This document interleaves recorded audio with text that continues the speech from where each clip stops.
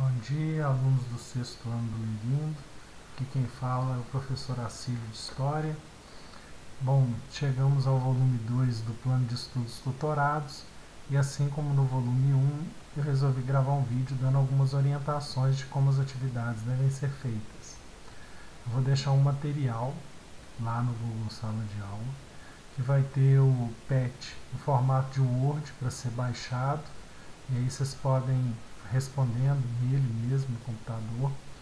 Posteriormente, eu vou postar as atividades no formato do Google Formulário e aí vocês vão respondendo ali para mim, né? Também quero dizer que eu vou estar disponível para tirar qualquer dúvida, seja no Google Sala de Aula ou no aplicativo lá do Conexão Escola, tá? Essas atividades são referentes nesse vídeo da semana 1 até a semana 4. O livro didático pode ser utilizado para consulta, né, lá das páginas 23 até 47, né, e eu espero que todo mundo esteja bem. Vamos dar uma olhadinha nessas atividades aqui, tá? A semana 1, História, Tempo, Espaço, Formas de Registro. Modo de vida no período paleolítico.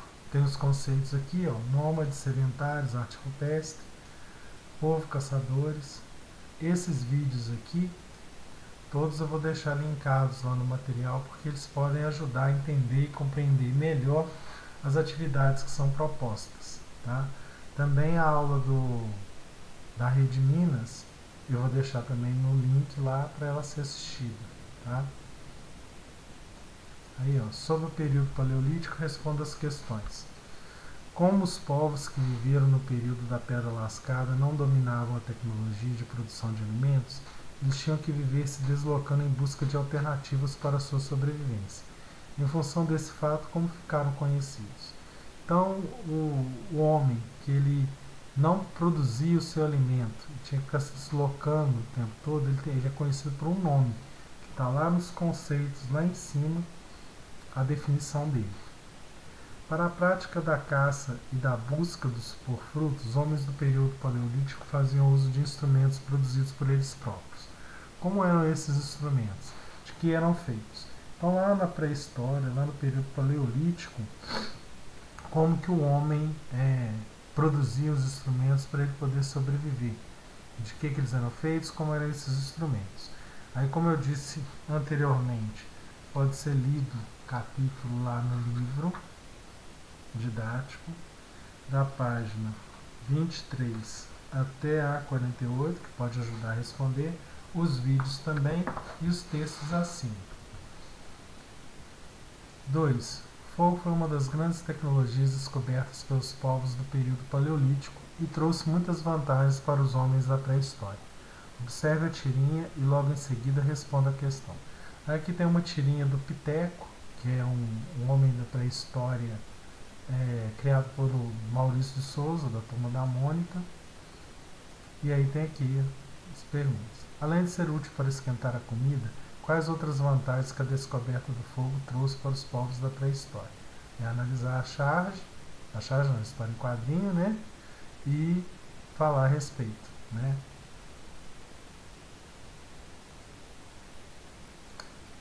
3. A arte rupestre é o mais antigo tipo de arte produzida pelo homem. Como vimos, esse tipo de arte se iniciou no período paleolítico e está presente em todos os continentes. Pesquise na internet ou no livro didático uma imagem de uma pintura rupestre encontrada em algum sítio arqueológico do Brasil ou do mundo. Após escolher a imagem, você deve reproduzi-la, como se estivesse confeccionando-a no período paleolítico, simulando a situação vivida por esses povos. Lá na página 49 do livro tem uma arte rupestre, né? E aí aqui essa atividade, eu deixei lá no Google Formulários a opção de você me enviar uma foto, né, da atividade, ou você me mostrar essa atividade quando a gente voltar às aulas, tá? Porque eu sei que é um momento que muitas vezes você não tem o material para poder fazer essa atividade, né? É uma atividade que é conectada à arte, né? Tem interdisciplinaridade. Aí a gente vai ver o que está sendo proposto. Ó. Primeiro, você achar uma figura da arte rupestre, pode ser na internet também, no livro tem a página 49, tem outras páginas que tem arte rupestre. Tá lá, ó. Número 1. Infelizmente não temos como reproduzir a gravura em paredes e tetos de cavernas, mas vamos usar a imaginação. Para a reprodução da imagem, você pode usar uma cerâmica lisa, uma pedra ou qualquer outro tipo de superfície que você tenha disponível em casa no momento. 2. Como estamos tentando reproduzir esse momento... Desculpa aí, gente. Como estamos tentando reproduzir esse momento vivido pelos homens do período paleolítico, temos que tentar ser fiéis às ferramentas e materiais utilizados pelos mesmos. Por isso, para pintar a figura, utilize materiais como carvão, tijolo ou mesmo algum tipo de tinta, confeccionada a partir da utilização de flores e frutos.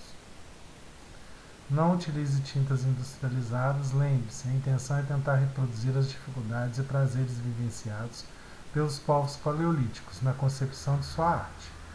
Não se preocupe tanto com a beleza estética da sua atividade, o importante é você vivenciar esse momento. A gente acabou a semana 1. Na semana 2, a gente continua com a temática de tempo, espaço e formas de registro.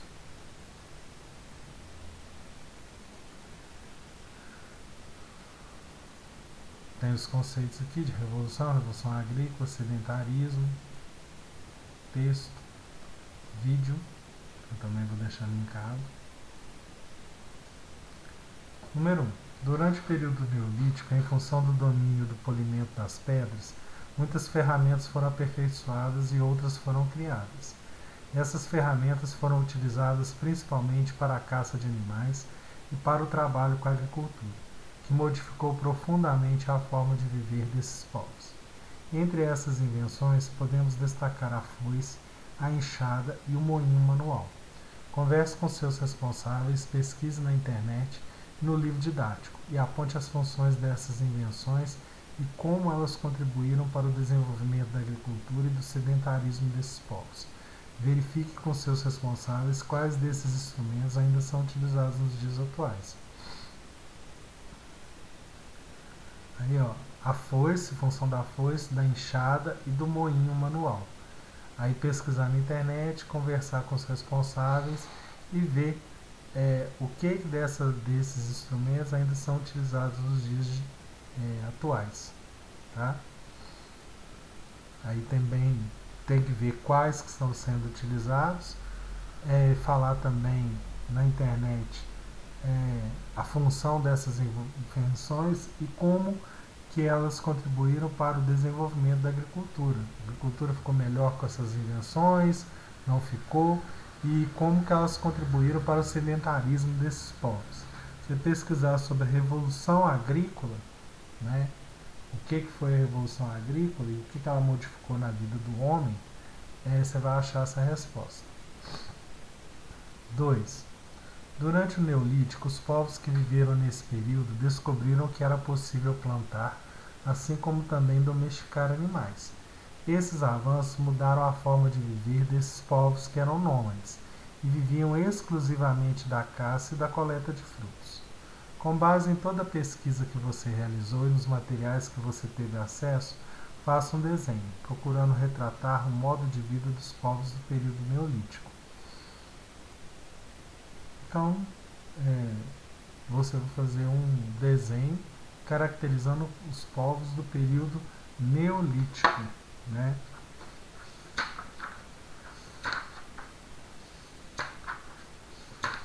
Período Neolítico, você vai achar aí da página 39 em diante.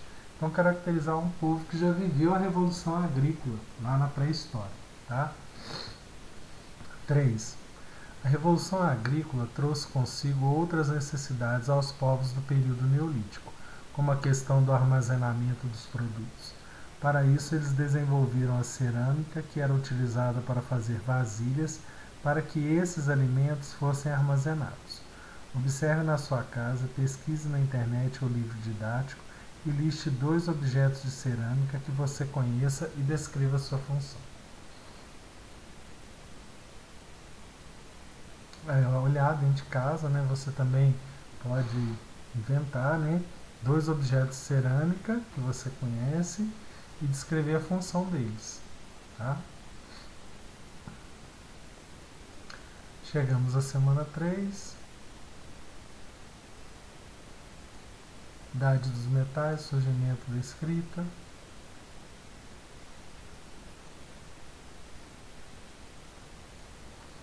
Neolítico.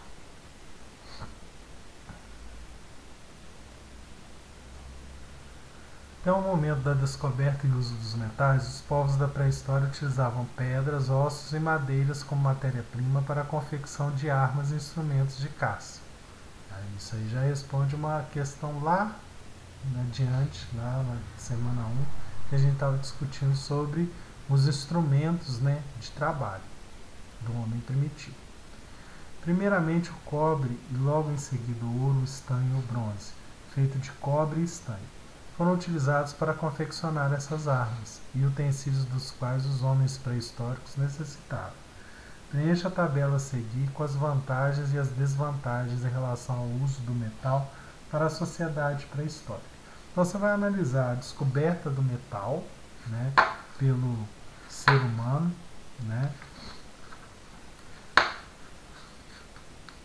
No livro tem lá na página 46, né, você também pode ver os vídeos que foram colocados lá e vocês vão colocar as vantagens e as desvantagens do uso do metal na sociedade pré-histórica.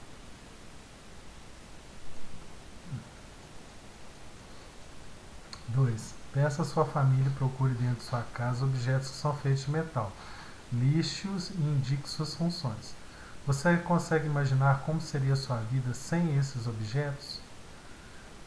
Também olhar em casa os objetos que são de metais e falar a função deles. E descrever como que seria a sua vida sem objetos de metal. 3.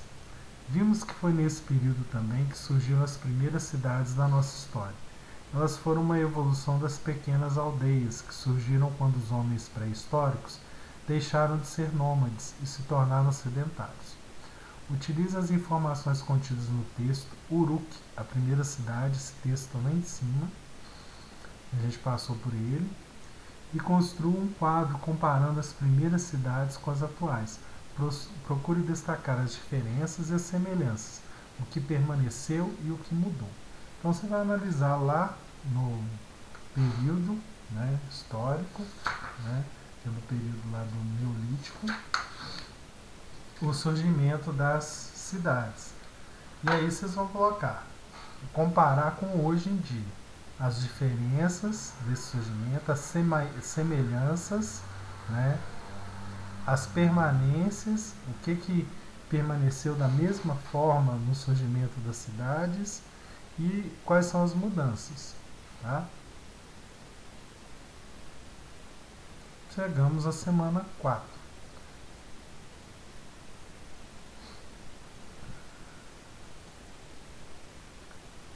Tem conceito, tem texto, tem mais alguns vídeos, né, da pré-história. Atividade. Sobre o povoamento da América existem muitas discussões e 2 teorias muito debatidas: a teoria do Estreito de Bering e a teoria das pequenas embarcações. Utilize o mapa abaixo e desenhe o caminho percorrido pelos povos pré-históricos, segundo a teoria do Estreito de Bering, também de acordo com a teoria das pequenas embarcações. Lembre-se de diferenciar os 2 caminhos com lápis de cores diferentes ou até mesmo com linhas em diferentes formas, pontilhado ou contínuo. Aproveite o exercício e crie um título e uma legenda para o mapa. Olha, se você for fazer essa atividade no caderno, você pode fazer ela dessa maneira que está aqui. Você imprime o PET e aí você faz ela dessa forma, tira uma foto e manda para mim. Lá no Google Formulário, eu adaptei porque não tem como você desenhar no Google Formulário online. Então você pode descrever as 2 teorias para mim. O que é a teoria do Estreito de Bering e o que é a teoria das pequenas embarcações. Aí eu adaptei essa questão lá no Google Formulário, tá bom?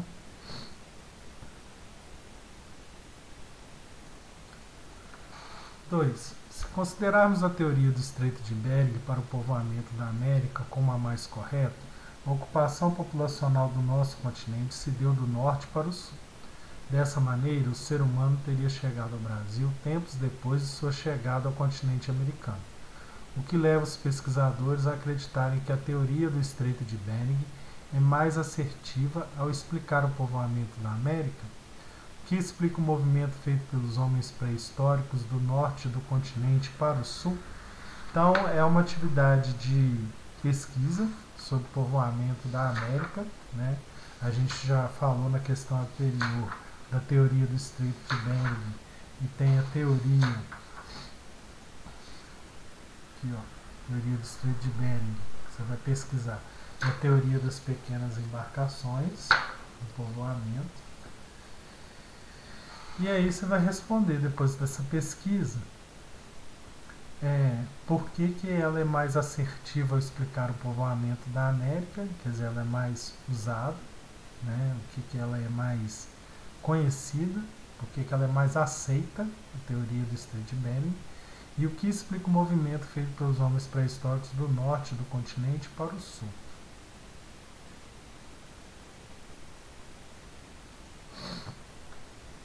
3.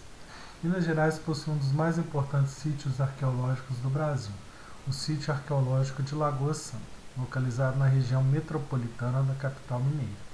O sítio protagonizou uma das maiores descobertas sobre os povos pré-históricos na América, o crânio de uma mulher que foi batizada de Luzia.